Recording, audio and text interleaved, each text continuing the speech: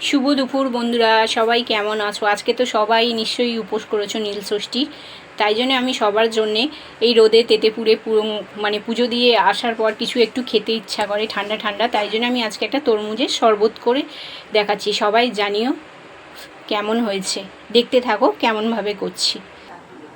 এরপর আমি কি করব, এই কাটা তরমুজগুলো মিক্সি জারে দিয়ে দেবো। তারপর এর মধ্যে কিছু জিনিস অ্যাড করব, যেমন হলো চাট মশলা দিলাম, বিট নুন, আর মিষ্টি যে যেমন খাবে সেই অনুযায়ী মিষ্টি দিতে হবে। দিয়ে এবার মিক্সি জারটা ঘুরিয়ে নেব। দেখুন বন্ধুরা, আমার কিন্তু জুসটা কমপ্লিট হয়ে গেছে। এবার আমি গ্লাসে ঢেলে দেব, ঢেলে পরিবেশন করব।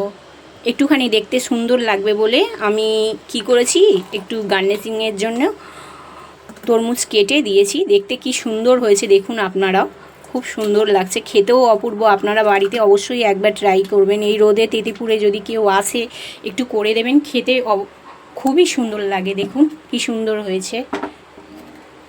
অসংখ্য ধন্যবাদ আমাকে দেখার জন্য। ভালো লাগলে লাইক কমেন্ট অবশ্যই করবেন।